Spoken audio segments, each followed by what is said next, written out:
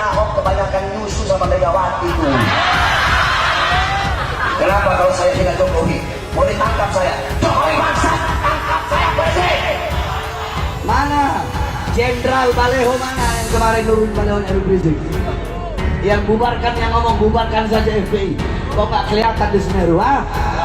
Mana? Mengurai benang merah antara provokasi Bahar dan penyitaan aset Tommy Soeharto, ditulis oleh Manuel dari siwa.com. Kita melihat Bahar itu kurang ajar hina Jokowi sampai hina Jenderal Dudung dengan menyebut dia masih menyembah pohon jika tidak ada orang Arab datang ke Indonesia. Kita melihat Bahar juga nggak punya sopan santun di negara ini, merasa Arab berkuasa atas Indonesia karena agama. Di sisi lain, kita juga melihat bahwa Kementerian Keuangan Republik Indonesia terus menghantam obligor Bantuan Likuiditas Bank Indonesia alias BLBI. Sri Mulyani saat ini sudah mau melelang aset Tommy Soeharto. PT Timur Putra Nasional akan dilelang tanggal 12 Januari 2022. Begini benang merahnya. Kita tahu bahwa agama ini dianggap menjadi senjata dan peluru paling ampuh untuk menghantam Presiden Jokowi.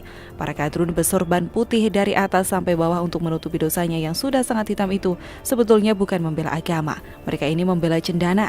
Kita tahu banget apalagi ada foto-foto beredar yang menunjukkan cinta kasih dan romantisme si Bahar Smith dan Tommy Soeharto. Kita tahu cendana ini adalah tujuan dari Bahar, Rocky Gerung, Refli dan kawan-kawan yang kesakitan lihat Jokowi jadi presiden. Sakit hati adalah jalan hidup mereka. Kenapa? Karena mereka selama jadi penguasa dan hidup bersama penguasa sangat menikmati uang-uang rakyat. Apalagi Tommy Soeharto ini ngeri banget.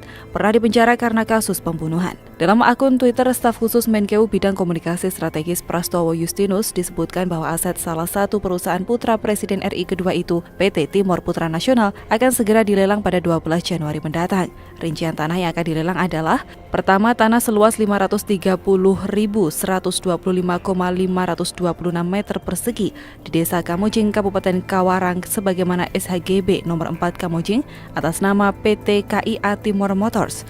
Kedua, tanah seluas 96.896,7 meter persegi di Desa Kalihurip, Kabupaten Karawang dengan SHGB nomor 22 Kalihurip atas nama PT KIA Motors. Ketiga adalah tanah seluas 100.985,15 meter persegi di Desa Cikampek Pusaka, Kabupaten Karawang dengan SHGB nomor 5 Cikampek Pusaka atas nama PT KIA Timur Motors. Limit lelang yang ditetapkan oleh pemerintah adalah 2,42 triliun di KPKNI Purwakarta. Kalau 1% untuk Bahar saja sudah berapa coba? Makanya agama ini dianggap sebagai senjata pamungkas, efektif dan efisien. Agama menjadi sebuah kedok saja, bukan menjadi sebuah hal yang diutamakan. Di balik itu ternyata ada Tommy Soeharto, makanya gak heran jika kita melihat Bahar Smith menyalak, berteriak-teriak, tak karuan ingin memecah belah TNI dan Polri, dan juga menghina Jokowi. Benang merah antara Rocky Gerung, Bahar, Tommy Soeharto, Anies Baswedan, Amin Rais, dan para pecundang politik lainnya termasuk Prabowo mungkin mulai terumbar.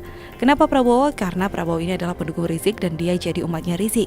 Tapi kali ini kita fokus ke Bahar Smith dan Tommy Soeharto.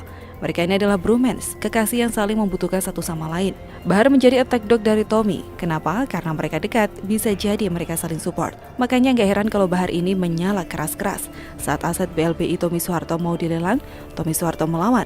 Tapi dia nggak bisa melawan sendiri, dia harus pakai Bahar untuk menyerang. Makanya benang merah ini sudah semakin lama semakin kelihatan. Selama ini kita hanya melihat Bahar ini memecah belah negara, tapi ternyata dia ini diduga kuat menjadi sosok yang diperintahkan oleh Tommy Soeharto. Lihat saja foto bareng yang sangat mesra antara dua orang ini, paham bukan? Jadi sekali lagi agamanya Bahar adalah cendana, bukan Islam. Karena kalau Islam yang saya tahu bukan Islam yang ngatain Jokowi dengan kata-kata yang kurang pantas dan juga provokasi macam Rizik yang sebut Ahok dengan kata-kata yang kurang pantas pula.